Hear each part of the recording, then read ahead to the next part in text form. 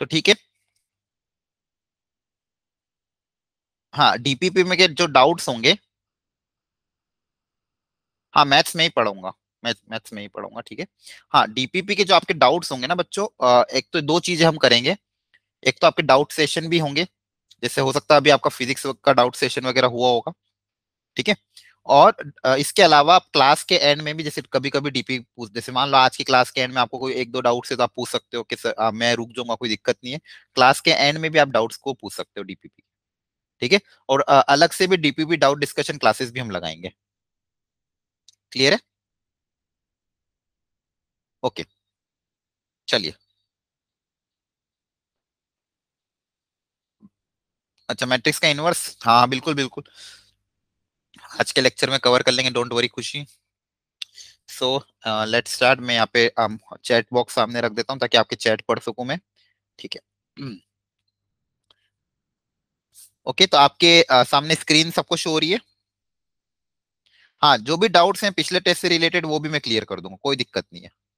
एक एक करके सारे डाउट्स ले लेंगे अपन। पहले एक्चुअली आज टॉपिक्स थोड़ा ज्यादा हमको कवर करना है। हम पहले ये थ्योरी आज की कवर कर लें। एक बार आप ये थ्योरी अच्छे से समझ जाओ, फिर जो भी होगा आपके जो जो भी डाउट्स होंगे मैं सारे आपके डाउट्स क्लियर कर दूंगा, don't worry.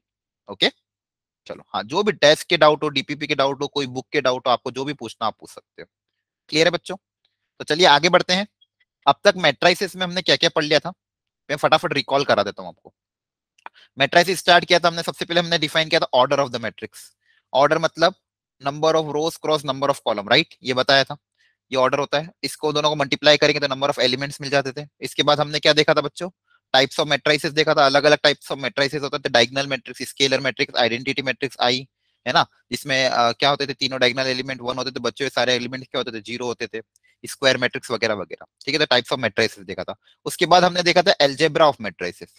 Algebra of matrices में क्या देखा कि कैसे दो मैट्रिक्स को ऐड करते हैं, सब्सट्रैक्ट करते हैं। ऐड और सब्सट्रैक्ट होने के लिए क्या कंडीशन थी? सेम ऑर्डर होना चाहिए था। क्या बताया था मैंने? ऑर्डर क्या होना चाहिए था? सेम। फिर हमने देखा था कैसे दो मैट्रिक्स को मल्टीप्लाई करना है। तो दो मैट्रिक्स को मल्टीप्लाई अगर करना है तो उसके लिए कंडीशन हमने क्या देखी थी कि पहले मैट्रिक्स की नंबर ऑफ कॉलम और दूसरे मैट्रिक्स की नंबर ऑफ रो, ये सब क्या होना चाहिए? सेम। ये दोनों सेम है तो ये मल्टीप्लाई कर सकते हैं। इसके बाद हमने देखा था ट्रांसपोज ऑफ द मैट्रिक्स। इसके बाद हमने क्या सीखा था बच्चों? Transpose of a matrix. Transpose का मतलब क्या था? ट्रांसपोज का सिंपली ये मतलब था उस, अच्छा, ट्रांसपोज इनवर्स अलग अलग चीज है। ट्रांसपोज मतलब तो होता वही है कि भाई तुम रो और कॉलम को इंटरचेंज कर दो, लेकिन इनवर्स डिफरेंट कॉन्सेप्ट है और ट्रांसपोज डिफरेंट कॉन्सेप्ट है। ट्रांसपोज मतलब क्या है? जैसे मान लो 2 3 1 4 है, ये एक मैट्रिक्स है, तो इसका ट्रांसपोज होगा क्या? इसकी जो रो है उसको बदल देंगे कॉलम में। मतलब जो रो वन है वो बदल जाएगी कॉलम वन में, रो टू बदल जाएगी कॉलम टू में। Yes, very good. रो और कॉलम को आपस में इंटरचेंज कर देंगे तो ये ट्रांसपोज हो गया। इसको ए डैश या एटी से डिनोट कर सकते हैं। क्लियर है? ठीक है, ओके, समझ में आ रहा है? ट्रांसपोज का मतलब ए डैश या एटी से हमको इसको डिनोट कर सकते हैं। अब इनवर्स का मतलब क्या है बच्चों? इनवर्स अलग कॉन्सेप्ट है, ट्रांसपोज अलग। इनवर्स का मतलब ये है कि मान लो मैट्रिक्स ए कोई है, उसका जो भी इनवर्स होगा, उसका जो भी इनवर्स होगा तो उसका उसमें क्या प्रॉपर्टी होगी? इन दोनों का अगर मल्टीप्लीकेशन करूंगा तो वैल्यू आई आइडेंटिटी मैट्रिक्स आई के बराबर आएगी। ये होता है इनवर्स। मतलब इनवर्स का मतलब क्या है कि ए और बी को हम मल्टीप्लाई करेंगे तो मेरा आइडेंटिटी मैट्रिक्स आई आना चाहिए। अगर ऐसा हो रहा है कि ए इंटू बी का प्रोडक्ट आई के बराबर आ रहा है तो मैं यहाँ से बोलूंगा जो ए इनवर्स होगा वो मेरा मैट्रिक्स बी होगा। ए इनवर्स कौन होगा? मेरा मैट्रिक्स बी होगा। ठीक है, तो ये ट्रांसपोज था, ये इनवर्स था। ट्रांसपोज में हमने ट्रांसपोज की प्रॉपर्टीज देखी थी। ए डैश का होल डैश इक्वल टू ए होता था। एडिशन में, सब्सट्रैक्शन में ट्रांसपोज अलग अलग हो जाता है। प्रोडक्ट में क्या बताया था बच्चों मैंने? ए बी का होल प्रोडक्ट क्या हो जाएगा? B dash into A dash. I think आपको याद होगा। क्लियर है? तो ये ट्रांसपोज की प्रॉपर्टी थी। ठीक है, चलिए। फिर ट्रांसपोज में दो टाइप थे, सिमेट्रिक और स्क्यू सिमेट्रिक। सिमेट्रिक मतलब जिसका ट्रांसपोज लेने पे वो खुद आ जाए, वो सिमेट्रिक। और स्क्यू सिमेट्रिक मतलब जिसका ट्रांसपोज लेने पे माइनस टाइम्स ए आ जाए, वो था स्क्यू सिमेट्रिक। ठीक है, सिमेट्रिक मतलब जिसका ट्रांसपोज लेने पे मैट्रिक्स ए वापस मिल जाए और जिसका ट्रांसपोज लेने पे माइनस ए मिल जाए वो स्क्यू सिमेट्रिक। क्लियर है? तो यहाँ तक चीजें हमने कवर कर ली थी, है ना। और यहाँ तक आपने डीपीपी में कुछ किया होगा, हो सकता है कुछ क्वेश्चंस आपसे ना भी हुए हो सकता है अब वो कवर हो जाए। ठीक है, कोई दिक्कत नहीं। चलिए, अब आगे बढ़ जाते हैं एलिमेंट्री ऑपरेशन ऑफ मैट्रिसेस। अब ये भी काफी इंपॉर्टेंट चीज है, क्या होता है ये, इसे समझते हैं। तो एलिमेंट्री ऑपरेशन ऑफ मैट्रिसेस का मतलब ये है कि हम मैट्रिसेस में कौन कौन से एलिमेंट्री रो ऑपरेशंस वगैरह लगा सकते हैं जिसकी मदद से हम आगे जाके देखेंगे कि उन एलिमेंट्री रो ऑपरेशन की मदद से हम इनवर्स निकाल सकते हैं। क्या निकाल सकते हैं? Inverse of a matrix. और इनवर्स निकालने की जरूरत क्या थी एक्चुअली, इतनी क्यों मेहनत कर रहे हैं इनवर्स निकालने के लिए? इनवर्स निकालने के लिए हमने दो दो तरीके थे। लास्ट क्लास में आपको मैंने ये भी बताया था कि इनवर्स निकालने का एक तरीका और कौन सा है, एडजॉइंट से भी हम इनवर्स निकालते, राइट? एडजॉइंट से भी हम इनवर्स निकालते थे। तो इनवर्स निकालने से फायदा क्या होता है बच्चों, आगे आज देखेंगे हम कि इनवर्स निकालने से हम तीन इक्वेशन तीन वेरिएबल को सॉल्व कर सकते हैं। ठीक है, तीन इक्वेशन तीन वेरिएबल को सॉल्व करने के लिए इनवर्स की मुझे रिक्वायरमेंट होती है। तो एक तरीका है एलिमेंट्री ऑपरेशन से इनवर्स निकालना। तो टोटल कितने एलिमेंट्री ऑपरेशन होते पता है आपको? बताओ, टोटल कितने एलिमेंट्री ऑपरेशन होते हैं मैट्रिसेस में? How many elementary operations are there? 1 2 3 4 5 6 7 8 कितने होते हैं बताओ? आपने पढ़ा हो अगर, जो ऑपरेशन लगाते हो ना, रो ऑपरेशन, कॉलम ऑपरेशन, तो टोटल कितने ऑपरेशन होते हैं एलिमेंट्री ऑपरेशन जो हम मैट्रिसेस में यूज कर सकते हैं? हाँ, नंबर कितना होता है उनका, क्या किसी को पता है? ठीक है, चलिए मैं बता देता हूँ। टोटल होते हैं बच्चों 6 ऑपरेशन। दो ही पढ़े हैं अभी तक, ओके कोई दिक्कत नहीं। टोटल 6 ऑपरेशन होते हैं, 6 एलिमेंट्री ऑपरेशन। और 6 को हमने दो हिस्सों में बांटा है, 3 रो के लिए और 3 कॉलम के लिए। 3 रो ऑपरेशन और 3 कॉलम ऑपरेशन। क्लियर है? अब रो ऑपरेशन कौन कौन से जो ऐसे हैं, कौन कौन से रो ऑपरेशन है जो हम अप्लाई कर सकते हैं, वो है ये पहला और ऑपरेशन कि कोई भी दो रो को आपस में इंटरचेंज कर दो। पहला रो ऑपरेशन क्या है कि कोई भी दो रो को आपस में interchange, R I interchanges to R J, मतलब जैसे R1 और R2 को इंटरचेंज कर। यहाँ पे एग्जांपल लेके दिखा देता हूँ आपको। मान लो कोई मैट्रिक्स ए है, 2 3 -5 7। ठीक है, तो अगर मान लो मैंने फर्स्ट वाला रो ऑपरेशन लगाया, मतलब R1 इंटरचेंजेस टू R2, इसका मतलब कि दोनों रो को आपस में इंटरचेंज कर दो। मतलब -5 7 ऊपर आ जाएगा, 2 3 नीचे आ जाएगा। मतलब ये एक तरह का रो ऑपरेशन है। सेम लग जाएगा कॉलम में भी, कि कोई भी दो कॉलम को आपस में इंटरचेंज कर दो। ये तो दो हो गए।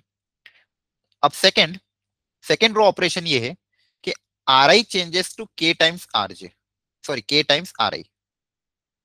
मतलब किसी भी रो को किसी वेयर के इज ए स्केलर, स्केलर मतलब पॉजिटिव नेगेटिव कुछ भी हो सकता है, किसी भी रो को अपन किसी के स्केलर से मल्टीप्लाई कर सकते हैं। ये वाला रो ऑपरेशन मतलब R1 को चेंज कर दिया टू R2।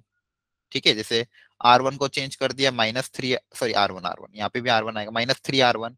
R2 को चेंज कर दिया 1/2 R2। ठीक है, मतलब ये के क्या है आगे, स्केलर। ये के क्या है, स्केलर। ठीक है, जैसे R1 changes to R1 + 2 R2, तो फिर नया क्या हो जाएगा ट्रांसफॉर्मेशन। नया ट्रांसफॉर्मेशन क्या हो जाएगा, R1 changes to R1 + 2 R2 का मतलब ये हो जाएगा 4, ये हो जाएगा 6, ये हो जाएगा -5, ये हो जाएगा 7। क्लियर है? तो ये और रो ऑपरेशन लगा दिया। थर्ड इंपॉर्टेंट रो ऑपरेशन बच्चों कौन सा, ध्यान से देखना। ये जनरली यूज करते हैं हम, R I changes to R I, यहाँ पे और यहाँ पे देखना सेम रहेगा। और कोफिशिएंट भी दोनों का क्या होना चाहिए, 1। R I changes to R I plus K R J, R I changes to R I plus K R J. Again K is scalar and R J कोई दूसरी रो है ना। इसका एग्जांपल अगर समझना है, इसका एग्जांपल ऐसा हो जाएगा, जैसे R1 changes to R1 plus 2 R2, example ऐसा लिया। और चेंज करना तो जैसे R2 changes to R2 -3 R1, ये एक एग्जांपल और हो गया। समझ आ रहा है? तो यहाँ पे सेम रखना है, फिर यहाँ पे के आर जे, मतलब यहाँ पे कुछ और हो जाएगा। ठीक है, हाँ मैं वापस समझा रहा हूँ। टोटल एलिमेंट्री ऑपरेशन का मतलब ये कि एलिमेंट्री कौन कौन से ऑपरेशन है जो हम यूटिलाइज कर सकते हैं, वो टोटल 6 ऑपरेशन होते हैं। कितने होते हैं, 6। उसमें से 3 रो के लिए होते हैं, 3 कॉलम के लिए होते हैं। लगभग तीनों सेम ही है। आर आई, जैसे रो में हमने लगाया था कि R I interchanges to R J, मतलब कोई भी दो रो को मैं आपस में इंटरचेंज कर सकता हूँ। वैसे ही कॉलम के लिए। सेकेंड है कि किसी भी रो को हम किसी स्केलर के से मल्टीप्लाई कर सकते हैं। सेम कॉलम के लिए भी, किसी भी कॉलम को किसी के से अपन मल्टीप्लाई कर सकते हैं। ठीक है, थर्ड ऑपरेशन है R I changes to R I plus K R J, और इधर वाला ऑपरेशन सेम हो जाएगा, C I changes to C I plus K times C J. मतलब कोई भी दो, मतलब जैसा हमने रो के लिए सोचा वैसे कॉलम के लिए भी। तो 1 2 3 4 5 6, तो ये टोटल 6 ऑपरेशन है। ठीक है, जनरली हम मतलब रो कॉलम दोनों ही यूज कर सकते हो, रो भी यूज कर सकते हो, कॉलम भी यूज कर सकते हो, जनरली देखा गया, लेकिन रो को ज्यादा यूज प्रेफरेंस दिया जाता है। ठीक है, बाकी ऐसा कोई कंपल्शन नहीं है। बस हाँ ध्यान रखना एक चीज, अगर आगे मैं बताऊंगा कि अगर मान लो इनवर्स निकाल रहे हो, अगर मान लो किसी मैट्रिक्स का रो ट्रांस एलिमेंट्री ऑपरेशन की मदद से क्या निकाल रहे हैं, इनवर्स निकाल रहे हैं, और क्वेश्चन की स्टार्टिंग आपने मान लो रो ट्रांसफॉर्मेशन से कर दी, तो उसको पूरा रो से ही सॉल्व करना बच्चों। कभी ऐसा मत करना कि थोड़ा पार्ट अपन ने रो से कर दिया, थोड़ा पार्ट अपन ने कॉलम से कर दिया। ठीक है, आ रहा है समझ में? क्लियर है? तो कभी भी अगर मान लो किसी क्वेश्चन को सॉल्व करने में रो ट्रांसफॉर्मेशन लगा रहे तो पूरा रो से सॉल्व करेंगे। किसी इनवर्स निकालने में अगर कॉलम से स्टार्ट किया तो कॉलम से स्टार्ट करेंगे। क्लियर है सबको? ठीक है, तो ये चीज इंपॉर्टेंट ध्यान रखना। ओके। हाँ। हाँ, आगे जाके जब हम डिटर्मिनेंट में देखेंगे, डिटर्मिनेंट में हम कोई भी लगा सकते हैं, डिटर्मिनेंट में ये रो कॉलम ऑपरेशन मिक्स करके लगा सकते हैं, उसमें कोई दिक्कत नहीं है। लेकिन एलिमेंट्री रो ऑपरेशन अगर इनवर्स निकालने के लिए कर रहे हैं तो क्वेश्चन की स्टार्टिंग अगर रो से करी तो रो में लगाएंगे पूरा, कॉलम से करी तो पूरा कॉलम में लगाएंगे। चलिए, okay, so let's move further. ठीक है, अब ये आपके एलिमेंट्री 3 रो ऑपरेशन हो गए थे, ठीक है, जो मैंने आपको अभी बताया। अब इसकी मदद से इनवर्स कैसे निकालना है वो देखो, यहाँ पे साइड में वापस लिख देता हूँ। R I changes to, voice कम आ रही है क्या?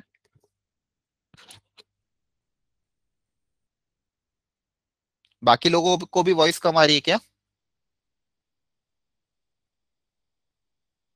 ओके, ठीक है, ठीक है। आरती एक बार आप देखो, वॉल्यूम बढ़ा दो। ठीक है, तो मैंने 3 रो ऑपरेशन लगा दिए, R I changes to R J, second वाला मैंने बताया R I changes to K times R I, and the third row operation was R I changes to R I plus K R J. ये 3 row operation आपको याद रखने, ठीक है, जैसा रो वैसा कॉलम में भी होगा। अब इसकी मदद से इनवर्स कैसे निकालना फटाफट देख लेते हैं बच्चों। जैसे मान लो कोई मैट्रिक्स ए है। अच्छा, मैंने आपको जैसे बताया था कि इनवर्स का मतलब क्या होता है, इन्वर्टिबल मैट्रिक्स क्या होते हैं, पहले वो समझा देता हूँ, 1 मिनट। जैसे मैंने बोला कि मान लो ए और बी दो मैट्रिक्स है, स्क्वायर मैट्रिक्स है, ठीक है। ए और बी क्या है, दो स्क्वायर मैट्रिक्स। तो वो एक दूसरे के इनवर्स अगर हैं, if A and B are inverse of each other, are inverse of each other, मतलब वो इन्वर्टिबल है। इन्वर्टिबल मतलब, इन्वर्टिबल वर्ड कभी भी यूज हो इसका मतलब क्या है, ऐसे मैट्रिक्स जिसका इनवर्स निकाला जा सकता है, are inverse of each other. Then then क्या होगा, अगर ए और बी एक दूसरे के इनवर्स हैं, तो पहली चीज, जब उनका मैट्रिक्स मल्टीप्लीकेशन करेंगे, ए इंटू बी करूं या बी इंटू ए करूं, ए इंटू बी से मैट्रिक्स मल्टीप्लाई करूं या बी इंटू, मैट्रिक्स मल्टीप्लीकेशन के बाद कोई ना कोई मैट्रिक्स मिलेगा, और बी इंटू ए करने पे कोई ना कोई मैट्रिक्स मिलेगा। ये अगर आइडेंटिटी मैट्रिक्स आई के बराबर आ जाता है, ये अगर आइडेंटिटी मैट्रिक्स आई के बराबर आ जाता है, तो मैं बोल दूंगा then A and B are inverse of each other. Then A and B are inverse of each other मतलब ए इनवर्स की वैल्यू, ए इनवर्स कौन होगा, बी हो जाएगा, है ना। ए का इनवर्स कौन हो जाएगा, बी, या फिर बी का इनवर्स कौन हो जाएगा, A. When when A into B I के बराबर हो, बी इंटू ए आई के बराबर हो। क्लियर है? आई मतलब क्या होता है, आइडेंटिटी मैट्रिक्स। यहां तक ये बेसिक प्रॉपर्टी। अब इनवर्स, किसी मैट्रिक्स का इनवर्स कैसे निकालना है यूजिंग एलिमेंट्री रो ट्रांसफॉर्मेशन, वो सीखना है। ठीक है, जैसे एग्जांपल ले लेता हूं मैं। जैसे मान लो कोई मैट्रिक्स ए ले लिया मैंने, ध्यान से देखना, कुछ भी ले लेते हैं अपन आपकी मर्जी से, कोई भी स्क्वायर मैट्रिक्स ए ले लिया था, 2 3 1 4। ठीक है, 2 3 1 4 कोई भी एक मैंने रैंडम सा मैट्रिक्स ले लिया ए। अब इसका मुझे फाइंड आउट करना है ए, क्या फाइंड आउट करना है, फाइंड ए इनवर्स। ठीक है, ए इनवर्स फाइंड करना है। हाँ, नॉन सिंगुलर होना चाहिए, तो मैंने बताया था आपको उसमें भी, एडजॉइंट में भी। ठीक है, तो ए इनवर्स निकालने के लिए क्या ऑपरेशन लगा रहे हैं बच्चों, ध्यान से देखो। मैं मैट्रिक्स ए को लिख रहा हूं, ए इक्वल टू आई इंटू ए। सबसे पहले मैंने मैट्रिक्स ए को क्या लिखा, ए इक्वल टू आई इंटू ए। ये तो मैं लिख सकता हूँ, मुझे ये प्रॉपर्टी पता है कि किसी भी मैट्रिक्स को अगर आइडेंटिटी मैट्रिक्स के साथ मल्टीप्लाई करो तो आंसर वो का वही रहता है, तो आंसर में कोई फर्क नहीं आता है, राइट। अब मैं करूंगा क्या, मेरा टारगेट क्या है, मेरा एम क्या है, पहले वो समझो। कि मुझे एलिमेंट्री ऑपरेशंस लगाने, एलिमेंट्री ऑपरेशंस लगाने एलएचएस और आरएचएस दोनों में, एलिमेंट्री ऑपरेशंस लगाने in LHS and RHS both, such that, इस तरह से लगाना। अब एलिमेंट्री या तो पूरा रो लगूंगा या तो पूरा कॉलम, दोनों में से कोई एक ही बच्चों, मिक्स करके नहीं लगाएंगे, वापस बोल रहा हूँ, या तो पूरा रो या तो पूरा कॉलम। ध्यान रखना, ये बहुत सी बार बोर्ड्स में बच्चों से गलती हो जाती है, वो रो कॉलम मिक्स कर देते हैं, नहीं। अगर क्वेश्चन स्टार्ट रो से किया तो पूरा रो लगाएंगे या फिर पूरा कॉलम लगाएंगे। क्लियर है? अब एलिमेंट्री रो ऑपरेशन लगाऊंगा मैं, दोनों तरफ लगेगा, एलएचएस जो एलएचएस में लगा वही आरएचएस में करूंगा। इस तरह से लगूंगा, ये जो ए मैट्रिक्स था इसको कन्वर्ट करूंगा मैं आई में, इसको कन्वर्ट करूंगा किसमें, आइडेंटिटी में। जैसे यहाँ पे ये ए है तो इसको मुझे कन्वर्ट करना आइडेंटिटी मैट्रिक्स में, आइडेंटिटी मैट्रिक्स मतलब इसमें 2 × 2 का आइडेंटिटी ये। तो इस तरह से एलिमेंट्री ऑपरेशन लगाना कि ए कन्वर्ट हो जाए आई में। अब जो सेम ऑपरेशन इधर लगा है वो इधर भी लगेगा। ठीक है, तो ये आइडेंटिटी मैट्रिक्स जो था ये भी किसी ना किसी नए मैट्रिक्स में कन्वर्ट हो जाएगा। उस नए मैट्रिक्स का नाम नाम दीजिए, मान लो बी। क्या नाम दे दिया, बी। ठीक है, दोनों तरफ अपन लगाते हैं ना, जैसे इक्वेशन को सॉल्व करते हैं तो दोनों तरफ 2 को ऐड कर सकते हैं, इक्वेशन की दोनों तरफ 2 से मल्टीप्लाई कर सकते हैं। ठीक है, इक्वेशन की दोनों तरफ 2 से डिवाइड कर सकते हैं या फिर 5 से डिवाइड कर सकते हैं, है ना, इक्वेशन में कोई फर्क नहीं पड़ता। वैसे ये ऐसे एलिमेंट्री ऑपरेशन है जो मैट्रिक्स की दोनों तरफ अपन लगा सकते हैं, उसमें गिवन मैट्रिक्स इक्वेशन को कोई फर्क नहीं पड़ेगा। ठीक है। तो मतलब जो मैंने एलएचएस में एलिमेंट्री ऑपरेशन लगाया वो मैं आरएचएस में लगूंगा। तो इधर मैं इस तरह से लगूंगा कि ये जो गिवन मैट्रिक्स ए ये कन्वर्ट हो जाएगा आई में, और ये कुछ ना कुछ नया मैट्रिक्स बनेगा बी। क्या बनेगा? बी। और ये तो मेरे पास, ये तो इसको, इस ए को ऐसा कैसे रहने देना, इसको छेड़ना नहीं है, इसको कोई छेड़ना नहीं है। तो मेरे पास फाइनली आया क्या? बी इंटू ए आई के बराबर आ गया। यही तो मुझे चाहिए था, यही तो मुझे चाहिए था कि अगर बी इंटू ए आई के बराबर आ जाएगा तो यहां से मैं बोल दूंगा जो ए इनवर्स होगा वो कौन होगा? बी। ए इनवर्स की वैल्यू कौन होगी? मैट्रिक्स भी, मतलब यहाँ पे जो मैट्रिक्स मुझे मिलेगा सारे ट्रांसफॉर्मेशन लगाने के बाद, जब फाइनली ये आई में कन्वर्ट हो जाएगा, ये फाइनली जब आई में कन्वर्ट हो जाएगा तो मैट्रिक्स मुझे यहाँ पे मिलेगा वही मेरा क्या हो जाएगा? इनवर्स हो जाएगा। वही मेरा क्या हो जाएगा? इनवर्स। क्लियर है? अच्छा, इनवर्स हमेशा यूनिक होता है, मतलब एक मैट्रिक्स का सिर्फ एक ही इनवर्स होगा, ऐसा नहीं कि एक मैट्रिक्स के अलग अलग लोगों के अलग अलग आंसर है, सबका आंसर क्या आना चाहिए?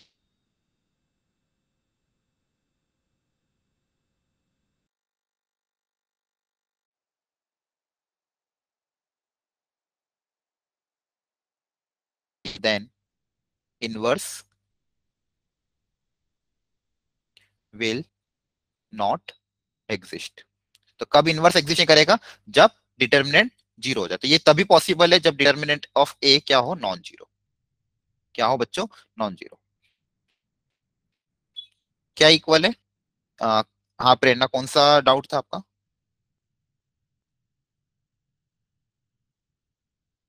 अच्छा, आई को ए के साथ मल्टीप्लाई करोगे तो आप कह रहे हो कि जीरो हो जाएगा? नहीं नहीं, नहीं होगा, करके देख लेना आप।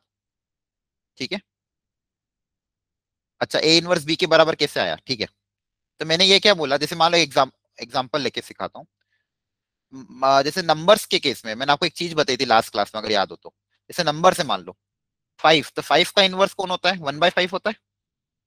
5 का इनवर्स कौन होता है? 1/5। तो नंबर और उसके इनवर्स को जब भी मल्टीप्लाई करते तो आंसर कितना आता है? 1 आता है। किसी भी नंबर को उसके इनवर्स के साथ अगर मल्टीप्लाई करोगे तो आंसर हमेशा कितना आता है? 1। नंबर के केस में ऐसा होता है हमेशा। जैसे 4 है, 4 का इनवर्स कौन होगा? 1/4। 4 का इनवर्स कौन होगा? 1/4। दोनों का प्रोडक्ट करेंगे तो क्या आएगा? 1। वैसे ही मैट्रिक्स में भी अगर ए कोई मैट्रिक्स है, इसका इनवर्स है मान लो बी, ए का इनवर्स कौन है? बी। या बी का इनवर्स कौन है? ए। ठीक है। तो ये एक दूसरे का अगर इनवर्स है तो इनका मल्टीप्लाई करने पे, मतलब इनका मैट्रिक्स मल्टीप्लाई करने पे क्या आना चाहिए? 1 आना चाहिए। 1 है यहाँ पे क्या होता है? आइडेंटिटी मैट्रिक्स आई होता है। ठीक है।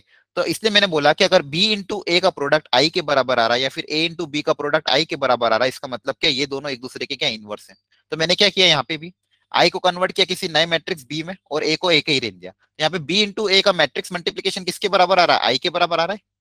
इसका मतलब ए का इनवर्स कौन होगा? यही बी, और बी का इनवर्स कौन होगा? ए। क्योंकि अगर एक दूसरे का प्रोडक्ट आई के बराबर आ रहा है तो ए इनवर्स की वैल्यू क्या हो जाएगी? बी मैट्रिक्स के बराबर। वही मुझे फाइंड आउट करनी थी, वही मुझे फाइंड आउट करनी थी। आगे समझ में? ओके। तो टारगेट समझ में आया? क्या करना है? इस मैट्रिक्स को कन्वर्ट करना है एलएचएस में, आइडेंटिटी मैट्रिक्स में, और ये यहाँ पे जो कन्वर्ट होगा वो हो जाएगा अपने आप। क्लियर है? चलिए। तो इनवर्स हमने निकाल रहे थे, वापिस एग्जांपल में लिख लेता हूँ ढंग से इस बार। क्या लिया था मैंने? 2, 3, 1, 4 ऐसा कुछ लिया था ना शायद। ठीक है, जो भी है ना। तो पहले इसका डिटरमिनेंट चेक कर लेते हैं इनवर्स निकालने से पहले। तो डिटरमिनेंट कैसे निकालते? दोनों को क्रॉस मल्टीप्लाई, बीच में माइनस का साइन, तो सॉरी, 2 into 4 -3 into 1। ठीक है, तो कितना आ रहा है? 5 आ रहा है, which is a non zero number, तो मतलब इनवर्स एग्जिस्ट करेगा। वेरी गुड, सही है, बहुत बढ़िया। ठीक है। चलो, अब इनवर्स निकालने के लिए बेसिक इक्वेशन कहां से स्टार्ट होगी? मैं क्या लिखूंगा? किसी मैट्रिक्स ए को I can write as A equal to I into A. किसी मैट्रिक्स को आइडेंटिटी मैट्रिक्स के साथ आप मैट्रिक्स मल्टीप्लिकेशन करोगे तो हमेशा ए ही आएगा। करके देख लेना बच्चों, कोई दिक्कत नहीं है। ठीक है। अब देखो ध्यान से, तो यहाँ पे इस ए की वैल्यू लिख लेते हैं, तो 2, 3, 1, 4 ये ए हो गया। आई क्या होता है? 2 × 2 का आई लिखना पड़ेगा क्योंकि मैट्रिक्स भी 2 × 2 का, इंटू ए। यहां तक समझ में आ गया? चलिए, अब इसको कन्वर्ट करते चलिए और ऑपरेशन लगाने की कोशिश करते हैं। हाँ अच्छा, कैसे लगाना पहले वो सीख लेते हैं, पहले आपको समझा देता हूँ। इसको बदलना मुझे आइडेंटिटी मैट्रिक्स आई में, देखो मैं फाइनल लिख लेता हूँ, इसको मुझे बदल बदल के कहां तक लाना है? यहाँ तक लाना है कि ये हो जाए 1, ये हो जाए 0, ये हो जाए 0, ये हो जाए 1। मतलब इसको इस तरह से ऑपरेशन लगाना है ताकि ये इसमें कन्वर्ट हो जाए। ठीक है। उसमें सीक्वेंस क्या रहेगा बच्चों, ध्यान से? सीक्वेंस ये रहेगा कि सबसे पहले इस वाले एलिमेंट को 1 बनाएंगे, सबसे पहले फर्स्ट स्टेप। इस वाले, जैसे यहाँ पे, चलो यहाँ बता देता हूँ ऊपर में। सीक्वेंस क्या रहेगा कि कैसे इसको आइडेंटिटी मैट्रिक्स बनाना है। इसको क्या बनाना है? ये बनाना है। तो सबसे पहले क्या करेंगे? इस वाले एलिमेंट को 1 बनाना है। डायगोनल के पहला एलिमेंट को क्या बनाना है? 1। सीक्वेंस समझा देता हूँ आपको। क्लियर है? फिर इस वन की मदद से इसके नीचे जो भी एलिमेंट होंगे उनको बनाएंगे जीरो। क्या बनाएंगे? जीरो। पहला स्टेप ये रहेगा। तो स्टेप वन ग्रीन में बता दिया मैंने आपको कि सबसे पहले ए वन वन जो एलिमेंट होगा उसको वन बनाएंगे, डायगोनल का जो एलिमेंट होगा उसको वन बनाएंगे, फिर उस वन की मदद से उसके जो नीचे नीचे या ऊपर जो जो भी एलिमेंट होंगे उनको जीरो बनाएंगे। उनको क्या बनाएंगे? जीरो। अब इसकी बारी। Step to. स्टेप टू में यहाँ पे जो भी एलिमेंट आएगा उसको वन बनाना है, और उस वन की मदद से ऊपर वाले को बनाना है जीरो। उस वन की मदद से ऊपर वाले को बनाना है जीरो। ठीक है? एक बार और समझ लो, अगर मान लो 3x3 मैट्रिक्स होता, क्या होता? 3x3। तो वापस ध्यान से समझो, पहला स्टेप ग्रीन में लिख रहा हूँ। सबसे पहले बनाऊंगा इसको वन। सबसे पहले बनाऊंगा इसको वन, है ना? फिर इस वन की मदद से इन दोनों, पहले समझ लो बच्चों, फिर आपसे जब रो ऑपरेशन पूछूंगा तब करना। इस वन की मदद से इन दोनों को जीरो, ये सीक्वेंस ध्यान रखना। सबसे पहले इसको वन, स्टेप वन। सबसे पहले इसको वन, फिर इस वन की मदद से इन बच्चे के नीचे दोनों को जीरो। ये पहला स्टेप जो ग्रीन में लिखा है। अगला स्टेप बच्चों ध्यान से देखो, फिर ये पहला डायगोनल एलिमेंट हो गया। अब अगला डायगोनल ये वाला एलिमेंट है, इसको वन बनाना है। ये स्टेप टू। फिर इस वन की मदद से ऊपर और नीचे जो दो भी एलिमेंट होंगे उनको जीरो बनाना है। ठीक है? इस वन की मदद से ऊपर नीचे जो भी एलिमेंट होंगे उनको जीरो। ये सीक्वेंस यही फॉलो करना हमेशा। और लास्ट स्टेप आपका क्या रहेगा बच्चों? ध्यान समझना। लास्ट स्टेप रहेगा कि इस वाले एलिमेंट को वन बनाओ। ठीक है? ये वन हो गया, फिर ये वन हो गया, फिर इस वन को हो गया। फिर इस वन की मदद से, ध्यान से सुनना मैं क्या बोल रहा हूं, इसी वन की मदद से इसके ऊपर वाले दोनों एलिमेंट को जीरो बनाओगे। उसी वन की मदद से, हाँ, ऊपर वाले दोनों एलिमेंट को जीरो बनाओगे by using row transformation of course. ठीक है? तो सीक्वेंस ये, पहले ये, फिर ये, और फिर ये। ठीक है? सबसे पहले ये फर्स्ट, सेकेंड, थर्ड। ठीक है? तो ये ध्यान रखना आप लोग, 3x3 हो या 2x2। क्लियर है? आई थिंक ये समझ में आ गया होगा। 3x3 की प्रैक्टिस आप घर पे एक बार और ट्राई करना। ठीक है? चलिए अब इस पे आ जाते हैं, क्वेश्चन पे वाइस। तो सबसे पहले मैंने आपको क्या सिखाया है, जो डायगोनल का फर्स्ट एलिमेंट होता है उसको वन बनाते हैं, और जब वो वन बन जाता है तो उस वन की मदद से बचे हुए को फिर जीरो बनाते हैं। उसके ऊपर नीचे जो है उनको जीरो बनाते हैं। ठीक है? अब देखो, यहाँ पे वन चाहिए, यहाँ पे क्या चाहिए? वन। तो आपके पास दो तरीके हैं इसको वन बनाने के। या तो इस रो को नीचे वाली रो से सब्सट्रैक्ट कर दो, राइट? और कौन सा तरीका बच्चों इसको वन बनाने का? इसको वन बनाने का और कौन सा तरीका है, क्या बता सकते हो? ऐसा कौन सा रो ऑपरेशन लगाएं जो आपको तीन रो ऑपरेशन बनाए, बताए मैंने, उसमें से कौन सा रो ऑपरेशन लगा है? एक तो आपने बता दिया है कि R1 changes to R1 minus R2। R1 में से अगर R2 सब्सट्रैक्ट कर दूंगा तो ऊपर वाला एलिमेंट वन बन जाएगा। करेक्ट है? क्या एक और कोई रो ऑपरेशन है? अच्छा हाँ ठीक है, ये भी कर सकते हो। R1 को 2 से डिवाइड भी कर सकते हो। Very good. दो ऑपरेशन बताए गए। एक तो पहला ऑपरेशन ये लग सकता है कि R1 changes to R1 minus R2, right? ये थर्ड वाला। एक सेकेंड वाला भी बताया बच्चे ने कि R1 चेंजेस टू 1/2 R1, ये भी कर सकते हैं। Very good. क्या एक और है बच्चों? क्या कोई और बता सकता है? एक और रो ऑपरेशन है जो अपन यहाँ पे लगा सकते हैं। क्या फर्स्ट वाला रो ऑपरेशन लगा सकते हो जो पहला सीखा था? पहला रो ऑपरेशन कौन सा था, ध्यान से बताओ। याद हो आपको पहला रो ऑपरेशन? देखो, RI चेंजेस टू RJ, है ना? मतलब कोई भी दो रो को आपस में इंटरचेंज कर सकता हूँ। Very good. हाँ, तो R1 और R2 को आपस में क्या कर दो? इंटरचेंज कर दो। तो भी ये वन अपने आप ऊपर चल जाएगा, कुछ भी मेहनत नहीं करनी पड़ेगी। इंटरचेंज करना तो सबसे आसान काम है। ठीक है? तो ये तीन ऑपरेशन है जो हम लगा सकते हैं इसको वन बनाने के लिए। तो इसको वन बनाने के तीन तरीके हैं। ठीक है? हर बार हो सकता है तीनों तरीके ना आए, कभी कभी कोई एक ही काम करेगा, लेकिन फिलहाल यहाँ पे तीन तरीके। तो कोई भी जो आपकी इच्छा हो वो तरीका अपना सकते हो, सारा तरीका सही है। लेकिन जो भी आप रो ऑपरेशन लगाओगे वो LHS RHS दोनों में लगेगा। चलिए लगा देते हैं। तो मैं तो ये वाला लगा रहा हूँ, ये थोड़ा आसान दिखता है। तो R1 changes to inter to R। ठीक है? तो जो इधर लगाएंगे वो इधर भी लगाएंगे। तो देखिए लगाने के बाद क्या होता है, तो R1 और R2 को इंटरचेंज कर देंगे तो नीचे वाली रो ऊपर चल जाएगी, ऊपर वाली रो नीचे आ जाएगी। तो ये हो जाएगा 2 3, ये हो जाएगा 1 4, राइट? यहाँ पे क्या होगा, ये 0 1 और ये 1 0, ए को ए रेन दिया। ये पहला और ऑपरेशन लग गया। नाउ नेक्स्ट, ये वन बन गया। अब मैंने क्या सिखाया था, इस वन की मदद से इसके नीचे वाले को जीरो बनाना है। इसी वन की मदद से इसके नीचे वाले को क्या बनाना है? जीरो। ठीक है? तो टू को जीरो बनाने का एक ही तरीका कि टू में से टू माइनस कर दो तो ही जीरो होगा। टू में से क्या माइनस करना पड़ेगा? टू। तो टू में से अगर टू माइनस करना मतलब R2 को अगर चेंज करना है तो R2 में से टू माइनस करना है। तो टू कैसे क्रिएट होगा? इस रो को, हाँ सही बताया, वेरी गुड, इस रो को टू से मल्टीप्लाई करके नीचे वाली से, अच्छा ध्यान रखना मैंने क्या बताया था, RI ये दोनों सेम होना चाहिए, पहले हमेशा यही लिखना। और यहाँ पे कोफिशिएंट दोनों का क्या होना चाहिए? वन। ये गलती मत करना। हमेशा पहले बच्चे क्या लिख देते हैं, R1 R2 changes to R2 R1 minus R2, वो नहीं करना कभी भी। ठीक है? R2 माइनस जो भी तुम्हें करना हो या प्लस करना हो वो बाद में करोगे। ठीक है? तो R2 minus 2 R1, very good. R2 minus 2R1, मतलब R1 में 2 से मल्टीप्लाई करके, R1 में 2 से मल्टीप्लाई करके इससे क्या कर देना माइनस। तो अपन R2 को चेंज कर रहे हैं बच्चों, ध्यान रखना, R1 को चेंज नहीं कर रहे हैं। किसको चेंज कर रहे हैं? R2 को। तो मैं आपको साइड में करके दिखा देता हूँ। ये वाला ऑपरेशन क्या दिखेगा? R2 माइनस 2R1, तो R2 क्या है? ये R2 है। और 2R1 कितना हो जाएगा? इसको ऊपर वाले को 2 से मल्टीप्लाई कर दोगे तो कितना हो जाएगा? ये आ जाएगा। हम दोनों को सब्सट्रैक्ट कर देंगे तो कितना हो जाएगा? 8 माइनस 3 माइनस 8 कितना हो जाएगा? माइनस का 5। तो R2 चेंज करोगे, R1 को एज इट इज, तो R1 तो ऐसा ही है, और R2 चेंज होकर क्या हो गया? 0, 0 और -5, 0 और -5। ठीक है, चलिए, तो सेव इधर भी लगा देते हैं। हाँ, कोई दिक्कत नहीं, इस 3/3 में प्रैक्टिस से हो जाएगा। सीक्वेंस ध्यान रखना, तो सीक्वेंस बताया ना, इस 3/3 में ये 1, फिर ये दोनों 0, फिर बीच वाले को 1, ऊपर नीचे 0, फिर तीसरे वाले को 1, फिर उसके ऊपर वाले को 0, इसी 1 की मदद से। ठीक है, चलिए, तो यहाँ पे भी लगा देते हैं R2 ये रहा, और 2R1 कितना हो जाएगा? 2R1 मतलब 0 और 2, इन दोनों को सब्सट्रैक्ट करना है, तो ये हो जाएगा 1 और -2। तो R2 क्या हो जाएगा? 1 और -2, और R1 ऐसा कैसे है? 0 और 1। ठीक है, चलिए, तो ये काम हो गया, मेरे 2 स्टेप के काम हो गए। क्लियर है यहाँ तक? अब क्या करना था बच्चों? 1 का काम इधर हो गया। हाँ, अब जो बचा हुआ एलिमेंट है डायगोनल का, उसको 1 बनाना है। मतलब बेसिकली क्या करना है? इसको 1, इसको क्या बनाना है? 1। अब देखिए, अब जो भी ऑपरेशन लगाओगे ना, एक चीज ध्यान सुनना, सब लोग ध्यान सुनना, जो भी ऑपरेशन अगर आप लगाओगे, जब भी इसको अगर 1 बना रहे हो, तो इसको 1 बनाने के चक्कर में ये दोनों आप चेंज नहीं होने चाहिए, ये फिक्स हो गए।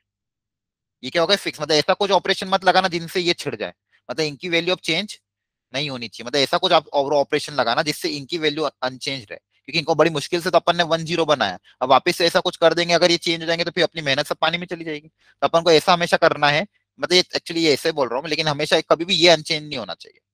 ये अगर 1 0 बन गया तो अब ये 1 0 चेंज नहीं होना चाहिए। अब इसको ऐसा कुछ लगाओ ताकि ये इनको कुछ भी छेड़खानी ना करें और ये 1 बन जाए। तो बताओ बच्चों क्या करें?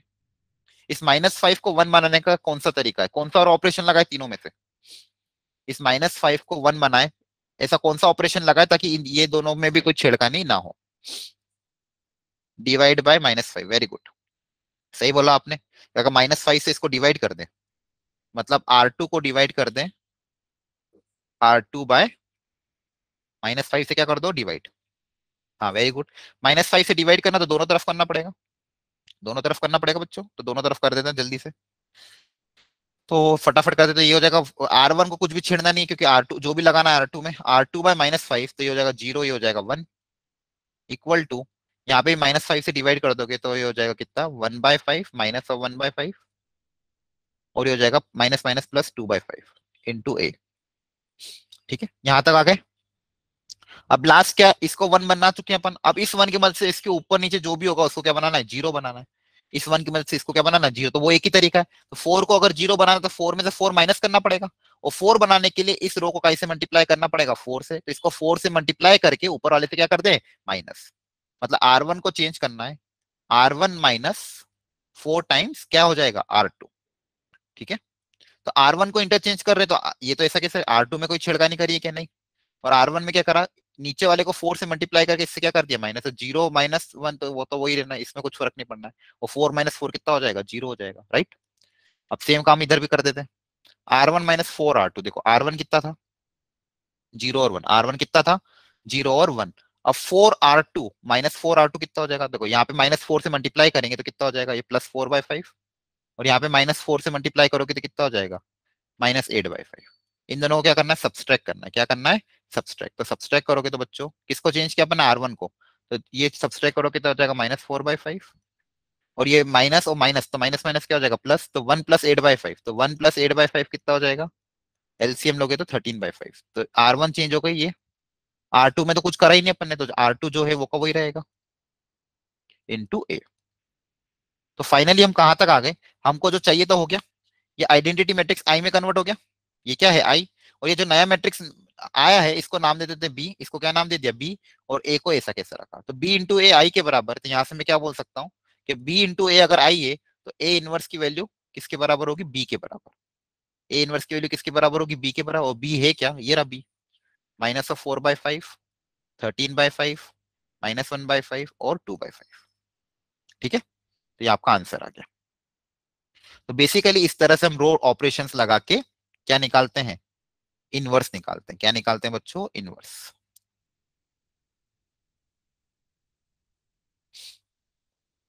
चलिए, यहां तक समझ में आया क्या?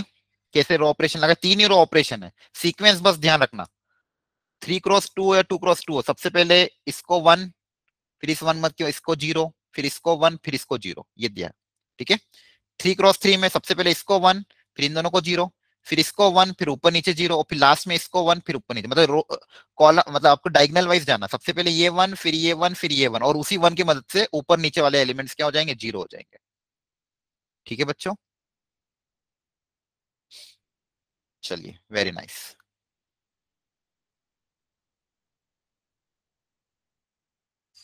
हाँ, एडजॉइन से निकालना ऑफकोर्स इजी पड़ेगा, कोई दिक्कत नहीं है। मैं भी ये मानता हूँ कि एडजॉइन से निकालना आसान रहता है, लेकिन बोर्ड्स में क्या रहता है बच्चों, प्रॉब्लम ये थी, कभी कभी बोर्ड्स वाले ये बोल देते हैं कि find the inverse using elementary row transformation, तो इसलिए हमें वो भी पता होना चाहिए। बाकी अगर कुछ भी नहीं बोला है और सिर्फ इनवर्स पूछा है, तो इनवर्स पूछने में तो हमेशा अपन एडजॉइन लगा देंगे, क्योंकि एडजॉइन जनरली ईजी रहता है। एडजॉइन में तो क्या है कि आपको कोफैक्टर निकालने, फटाफट कोफैक्टर निकालो और काम कर लो। एलिमेंट्री रो ट्रांसफॉर्मेशन में प्रॉब्लम क्या आती है, अगर प्रैक्टिस कम हो तो कहीं ना कहीं कैलकुलेशन मिस्टेक होने के चांसेस रहते हैं, है ना? तो कैलकुलेशन मिस्टेक अगर आपने कर दी तो फिर पूरा आंसर गड़बड़ हो जाएगा। एक जगह छोटी सी मिस्टेक नहीं हुई, क्या आंसर गड़बड़। इसलिए साइन का भी बहुत ध्यान रखना पड़ता है, कैलकुलेशन का भी ध्यान रखना पड़ता है, इसमें प्रैक्टिस बहुत चाहिए। इसलिए आपके एनसीईआरटी में लगभग 16 क्वेश्चन दिए आपको। ठीक है, 16 क्वेश्चन दिए आपको एलिमेंट्री रो ट्रांसफॉर्मेशन से लगा के, तो अब अगर वो प्रैक्टिस कर लोगे तो थोड़ी स्पीड आपकी बढ़ जाएगी। ठीक है। हाँ, डिटरमिनेंट से भी निकालना पड़ेगा। चलिए, तो ठीक है, आगे बढ़ जाते हैं।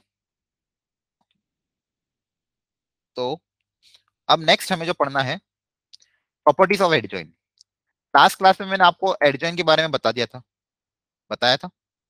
ठीक है। अब एडजॉइन के बारे में हमने आपको पूरा बताया था। अब इनकी प्रॉपर्टीज काफी इंपॉर्टेंट है। अगर आप जेई की बात करो या फिर कोई भी दूसरी एग्जाम की बात करो, जो भी स्टेट लेवल एग्जाम हो गई या फिर कोई भी एग्जाम हो गई, बोर्ड्स में भी इवन जनरली जब भी क्वेश्चन आए हैं, इन प्रॉपर्टी से बहुत क्वेश्चन आए। ठीक है। तो इनकी जो मेजर मेजर काम काम की प्रॉपर्टी है, वो मैं आपको बताना चाहूंगा। ठीक है। तो हम निकल लेते हैं, चलिए। सब लोग, आप लोग चाहो तो अपनी कॉपी में नोट डाउन भी कर लेना, काफी काम की है। ठीक है। चार पांच प्रॉपर्टी, ऐसे तो बहुत सारी प्रॉपर्टी है, लेकिन जो ज्यादा काम आती है मैं आपको वो बता दूंगा। ठीक है। चलिए, तो सबसे पहले तो पहली प्रॉपर्टी तो आपको लास्ट क्लास में शायद डिराइव भी करवाई थी। एडजॉइन मतलब समझते हो ना, एडजॉइन क्या था? Adjoin of a matrix A का मतलब क्या था? It is the transpose of the cofactor matrix. Transpose of cofactor matrix, तो कोफैक्टर मैट्रिक्स जो भी होगा उसका ट्रांसपोज ले लेंगे तो एडजॉइन मिल जाएगा। कैसे मिलेगा? C11 यहाँ पे, फिर ट्रांसपोज लेने पे C12 नीचे आ जाएगा, फिर C21 यहाँ पे और C22 यहाँ पे आ जाएगा। ठीक है, क्लियर है ना?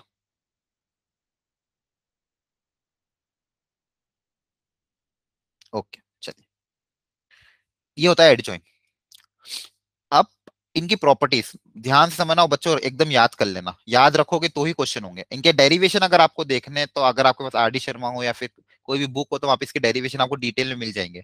लेकिन अगर हम एक एक डेरिवेशन को देखने जाएंगे तो हमारी 2 क्लास चली जाएगी। तो इसलिए हम डेरिवेशन को डिटेल में ना देखेंगे, क्योंकि सिर्फ इनके रिजल्ट ही काम आते हैं। लेकिन अगर आप डेरिवेशन से सीखोगे तो बहुत कुछ सीखने को जरूर मिलेगा। तो अगर आपका समय हो तो प्लीज आप इसके डेरिवेशन भी देखना, उसकी भी कुछ स्टेप्स इतनी अच्छी अच्छी है जो आपको आगे जाके क्वेश्चन सॉल्विंग में काम आएगी। ठीक है। तो मैं आपको प्रॉपर्टीज बता रहा हूँ, ध्यान से देखना।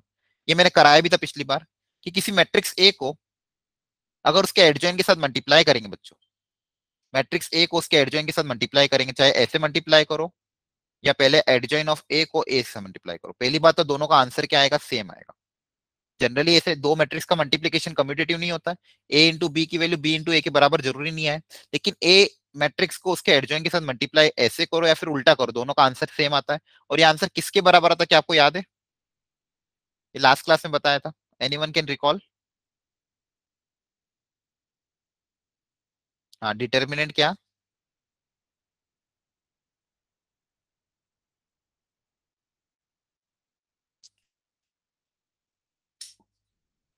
नहीं, डिटर्मिनेंट की इक्वल नहीं आएगा, ये तो आंसर तो मैट्रिक्स आएगा ना। दो मैट्रिक्स का मल्टीप्लीकेशन, तो आंसर क्या आएगा? मैट्रिक्स से आएगा। हाँ, वो मैट्रिक, उस मैट्रिक्स की वैल्यू क्या होगी वो आपको बताना।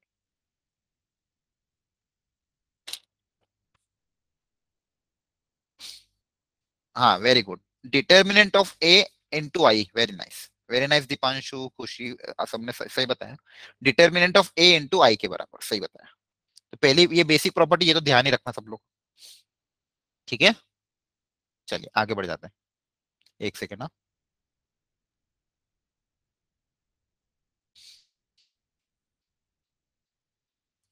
तो ये मैं बता रहा था, ये determinant of A into I की क्या होगी, बराबर, where I is the identity matrix. तो कभी भी अगर आपको ये पूछे तो ये दोनों को मैट्रिक्स मल्टीप्लीकेशन मत करना, डायरेक्टली क्या कर सकते हो, डिटर्मिनेंट ऑफ ए निकालोगे, उसको आई से क्या कर देना, मल्टीप्लाई, आई तो आइडेंटिटी मैट्रिक्स है, तो ये काम करना ज्यादा आसान होगा। क्लियर है यहाँ तक। चलिए next property, next important property है कि कभी मान लो इस एडजॉइन को निकलवाया और बोला उस एडजॉइन को जो आंसर आया उसका डिटर्मिनेंट निकालो।